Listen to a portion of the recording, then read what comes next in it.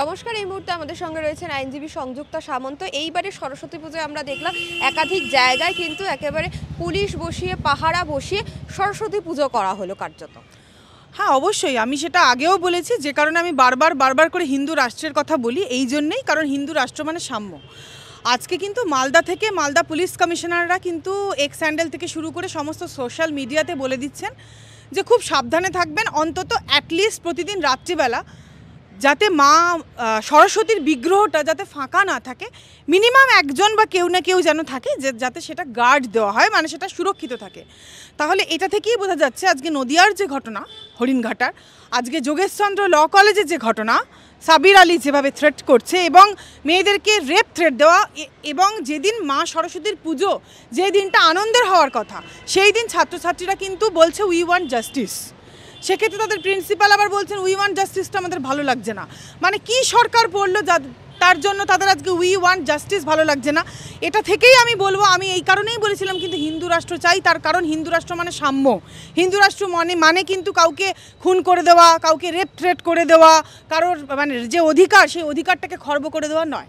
হিন্দু রাষ্ট্র মানে আর্টিকেল 14, যেটা আমাদের সংবিধান মোতাবেক বলে, যেটা আলটিমেটলি কার্যত ফুলফিলমেন্ট হয় না বাস্তবে, সেইটা যাতে ফুলফিলমেন্ট হয়, মানে আর্টিকেল 14টা যাতে পুরোপুরি সাম্যের অধিকার, যেটা বলে আমাদের রাম রাজ্য মানে সাম্যের রাজত্ব, সে সাম্য যাতে বজায় থাকে।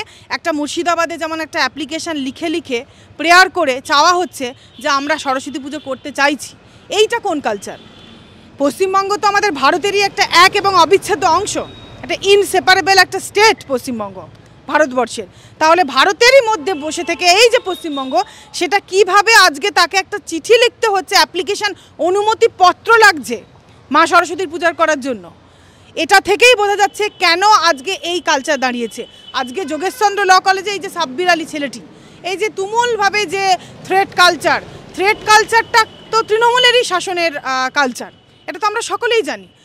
এবং পাশাপাশি আরও এটা তো কয়েকটা একটা খোদ কলকাতায় যদি আজকে এই ঘটনা ঘটে, তাহলে ভালো করেই বুঝতে পারছো যে গোটা রাজ্যে কি ঘটনা ঘটছে। কিন্তু ফিরহাদ হাকিমই তো কোথাও গিয়ে বলছে যে থ্রেড এখন একটা ফ্যাশন হয়ে দাঁড়িয়েছে। কোন ফিরহাদ হাকিম মহাশয়ের কথা বলছো? যে ফিরহাদ হাকিম মহাশয় অভয়ের মা বাবাকে বলছেন তারা রাজনীতি করছে, তারা রাজনীতির মুখ, একটা রাজনৈতিক দলের মুখ, যারা নাকি নাটক করছেন, যাদেরকে বারে করে 195A যেটা আমাদের সিআরপিসির বলে যে একজন এভিডেন্স বা উইটনেসকে ট্যাম্পার বা তুমি কোনো জায়গায় ইন্টিমিডেট করতে পারো না, যিনি থ্রেট কালচারের ধারক এবং বাহক, যিনি বারবার করে একটি ধর্মকে তোষণ করে পুরোপুরি আমাদের হিন্দুত্ব তথা আমাদের সনাতনী সংস্কার, সনাতনী কালচারকে বারবার করে অবনমন করে দিয়েছেন, সেই ফিরহাদ হাকিম মহাশয় আবার ঘুরিয়ে নাটক করে বলছেন যে থ্রেট কালচার এটা একটা ট্রেন্ড হয়ে দাঁড়িয়েছে, যে ট্রেন্ডটা উনি সেট করেছেন। এবং সেখানে গিয়ে কোথাও গিয়ে দেখা যাচ্ছে যে মদন মিত্র নিজের দলে থেকে বলছে যে এই দলে টাকা ছাড়া কিছু হয় না।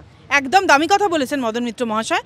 আসলে আমরাও প্রায় দেখি ওনাকে বিভিন্ন নারী সঙ্গ থেকে শুরু করে, যেটা একজন জনপ্রতিনিধির ক্ষেত্রে আমরা আশা করতেই পারি না, বিভিন্ন নারী সঙ্গীকে নিয়ে যে ছবি, এবং যেটা আমাদের মানে জনসমাজকে তথা আমাদের যুব সমাজকে কি নোংরা কটু বার্তা দেয়, সেটা আমরা সকলেই জানি। তো অবশ্যই সেই ক্ষেত্রে সেই মদন মিত্র মহাশয় কিছু কথা সত্যি অবশ্যই বলে ফেলেছেন, যে তৃণমূলে যে এই যে টাকা দিয়ে যে পদ পাওয়া যায়, এই কথাটা উনি বলেছেন। তার জন্য আমি ওনাকে অনেক ধন্যবাদ জানাচ্ছি যে অন্তত উনি কিছু কথা ঠিক কথা বলেছেন। কিন্তু তারপরেই দেখা গেল যে সুব্রত বক্সিকে চিঠি লিখে ক্ষমা চাইতে হলো এবং বলছেন যে আমি গত 2 মাস আর মুখ খুলবো না, আমি এটা প্রতিজ্ঞা করলাম। তার কারণ মুখ খুলেই উনি সব সঠিক কথা বলে ফেলবেন। একজন জনপ্রতিনিধি যখন একটা সঠিক কথা বলে তারপরে আবার সেই দলের পদটাকেই, মানে একটা জিনিস জানবে, তার যে স্টেটমেন্ট মদন মিত্র মহাশয়, তার স্টেটমেন্টের মধ্যে উত্তরটা লুকিয়ে আছে। এটাই উত্তর, যে তিনি যখন দলের যে প্রিন্সিপাল যদি হয় টাকা দিয়ে পদ পাওয়া, দলের প্রিন্সিপাল যদি হয় থ্রেট কালচার করা, দলের প্রিন্সিপাল যদি হয় একটা পার্টিকুলার জনজাতি তথা একটা ধর্মকে তোষণ করে রাজনীতি করা, আর পুরোপুরি জনগোষ্ঠীকে অবনমন করা, ঠেলে দেওয়া তাদের অধিকারগুলোকে মাটিতে, তাহলে অবশ্যই তিনি দলের প্রিন্সিপালই ফলো করছেন। তিনি তো আর প্রিন্সিপালের বাইরে নয়, তাকে তো দল শোকজ করবেই। আর দল যখন তাকে শোকজ করবে, তখন সেই মুহূর্তে দাঁড়িয়ে তাকে তার কথা ফেরত নিতেই হবে, তথা দলের যে ফর্মুলা বা যে ট্যাকটিক্স, সেই অনুযায়ী তাকে একটা চিঠি লিখে ক্ষমা প্রার্থী হতেই হবে। তা না হলে তো দলে টিকে থাকা মুশকিল হয়ে যাবে। দলটা তো চলছে তোলামূলের শাসনে, তো তোলামূলের যে রুলস এবং প্রিন্সিপাল বা রেগুলেশনস, সেটার বাইরে তো আর মদন মিত্র মহাশয় হতে পারবেন না। বলে ফেলেছেন কিছু কথা, এবং যদি আরও 2 মাস উনি চুপ করে না থাকেন তাহলে আরও উনি কিছু আবার হয়তো বলে ফেলবেন, আমাকে জোর করা হয়েছিল তাই আমি তুলে নিয়েছিলাম, দলের তো আমি হয়তো কিছু কথা ভুল বলে ফেলেছি, মানে নাটকটা বাড়বে আর কি। নাটকের মঞ্চটা বন্ধ করার জন্য এইটা নাটকের একটা পার্ট, এই ক্ষমা চাওয়াটা।